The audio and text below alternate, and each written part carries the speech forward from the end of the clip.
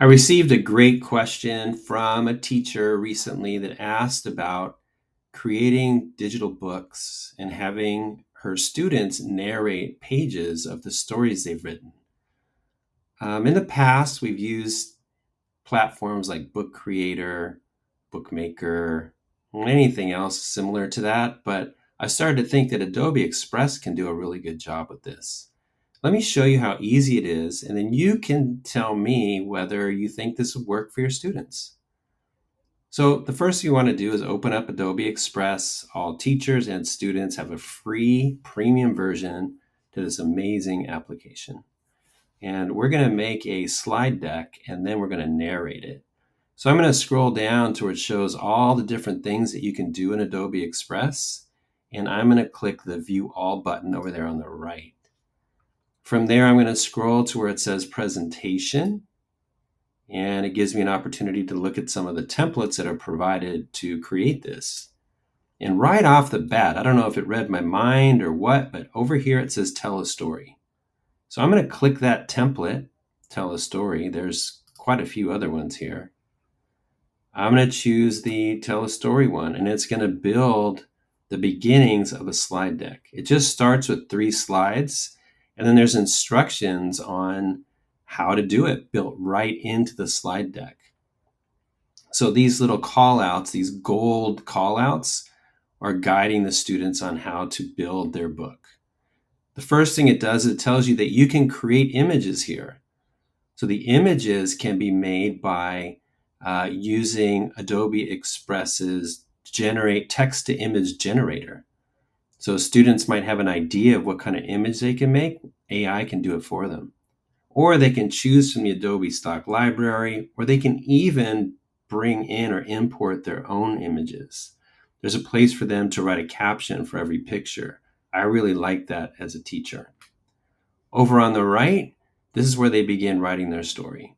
They have the ability to change the fonts if they want. You can see when I clicked on it, it brought down a menu where I can choose different fonts, I can choose different sizes, or you just might want to have your students stick to one particular font so they're not wasting time or spending too much time on that particular part.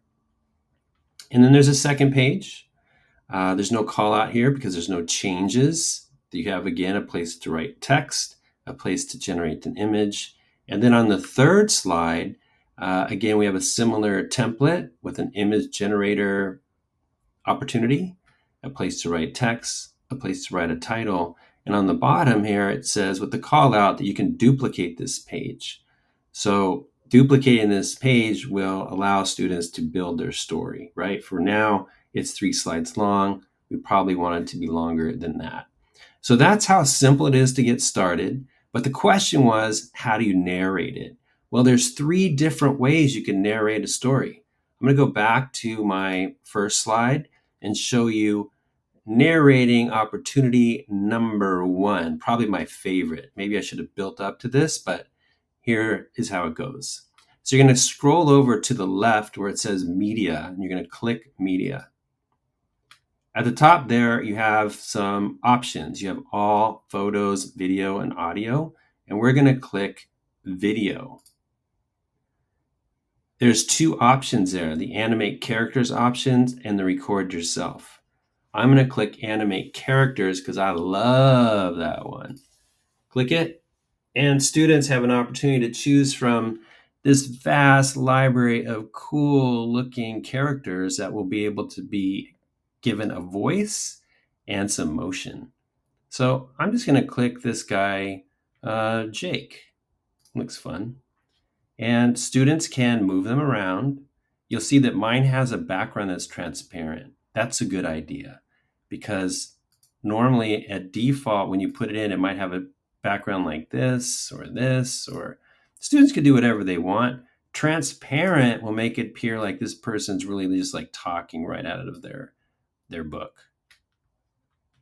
So once you have it, you can change the size, you can change the background, or you can continue to look for new characters. I'm going to stick with this guy. And then all they do is hit record, and they're ready to go. Once upon a time, in a land far, far away, there lived a little boy who had big dreams. And that's it. This character is now going to have some motion, and he's going to have a voice. And it takes just a little bit of time for it to sync up the lips and get it ready to go. And then you're going to see that it's going to populate in our slide deck. 3, 2, and 1. There we go. So here's our guy. And students can drag him into place. Maybe he just hangs out here at the bottom, wherever you want him to go. And now when we play this as a slide deck, which I'm going to do here, this guy with a click is animated and will have a voice. Once upon a time, there once was a small town where everyone's shadow was alive and had its own personality. Each shadow would help its person during the day, except for one boy, whose shadow refused to follow him. The second way that you can narrate a page is by recording yourself. I love this, and maybe as a teacher, you have students do a combination of this. Maybe the students are recording themselves as an introduction or as a reflection piece at the very end. All you do is open up, go to the next slide. Over on the left, you have your options again. Underneath the animate characters, you'll see record yourself. Just click it. And hey, there I am. I'm dressed a little casually today, but I'm ready to record. I just hit start recording. The nice part about this is that the text is right above me. But one day, the boy's shadow hid behind him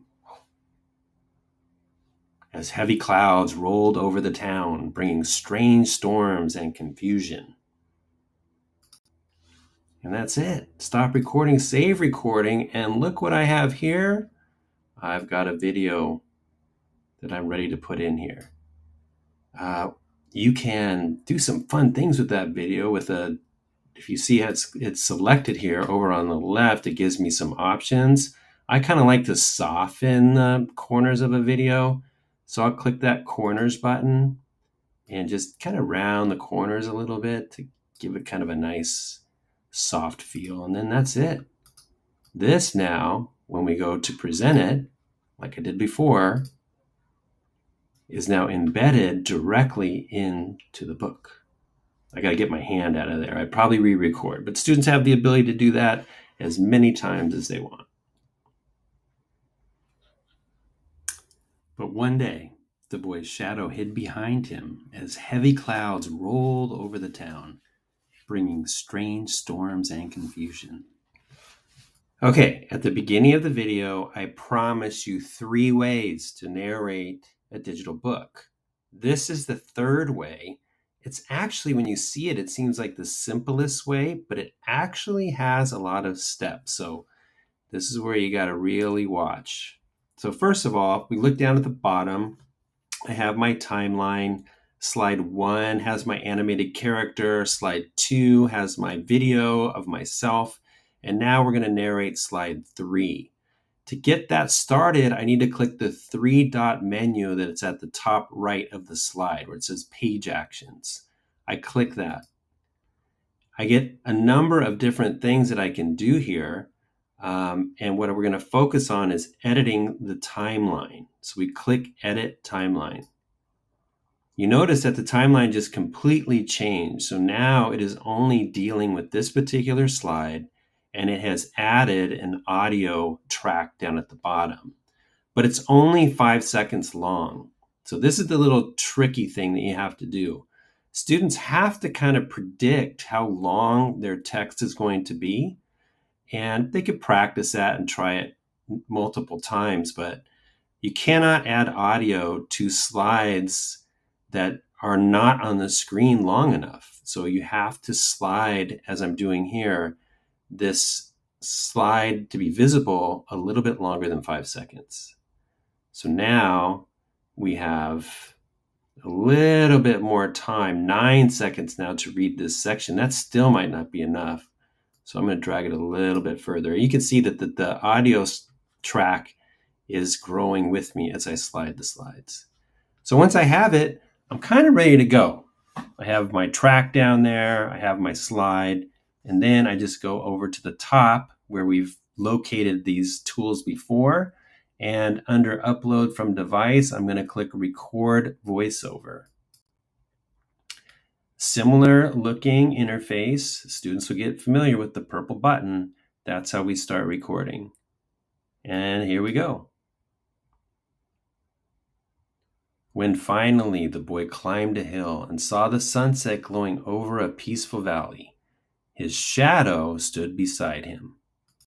So I can see that was 8 seconds. That's not going to be enough, but I stopped it because I would have gotten an error message if my speech extended past the slides.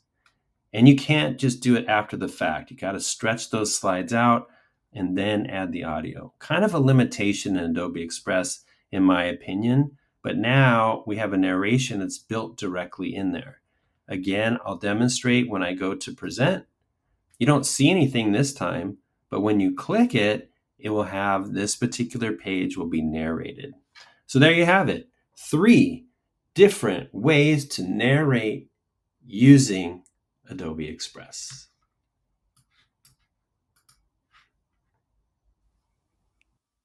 When finally the boy climbed a hill and saw the sunset glowing over a peaceful valley, his shadow stood beside him, and he realized it had been guiding him all along. He felt calm and at peace with himself and the world.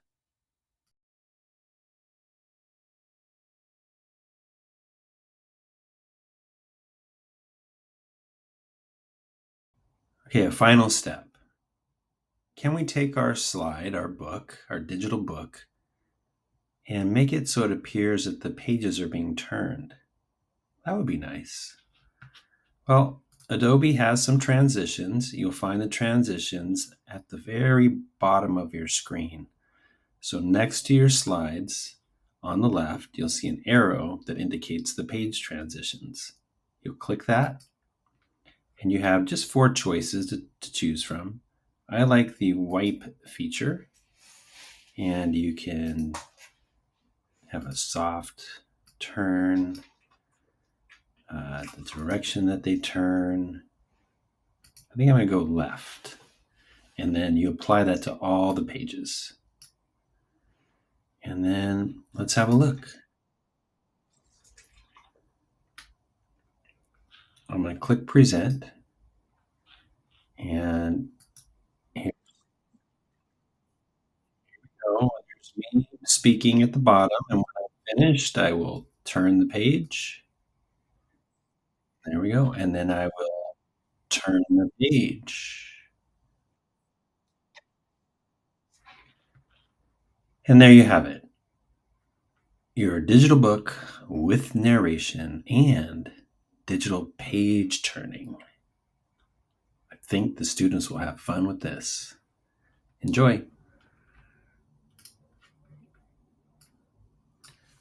All right, let's take a look at the generate image placeholder that's been placed upon this template.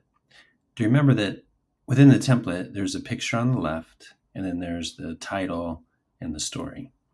And to change that from the default that comes with the template, all you do is you click on it, and you will change the prompt. So over on the left, when we select that picture, watch what happens. It gives us a new menu here of what we can do with this image. So I'm going to click the Generate Image button, and that's where we see the prompt. I really, really like this and encourage you as a teacher to have your students do the same. And that's to put the prompt underneath as a caption. It's a great way for students to learn about effective prompting. It's a great way for them to learn from each other. And it'll let you see if there's struggles and what type of iterations or effort they've made in creating their prompt. And this one, of course, in its description, is matching the story that came with the template. But you can always change that. So your students are not going to write, I don't think, about shadows and some boy who doesn't have one. So they will need to change the prompt in here. And then once they write their own prompt, there's a variety of different content types or genres that they can choose from. And including in here different art movements, different techniques, different effects, different materials. There's so many ways to create using Adobe Express. And that might be something that students do at the end, so they don't get so caught up in creating the images that they forget to write their story. So just a little personal tip. All right, so now you have it. All the components of creating a digital book using Adobe Express.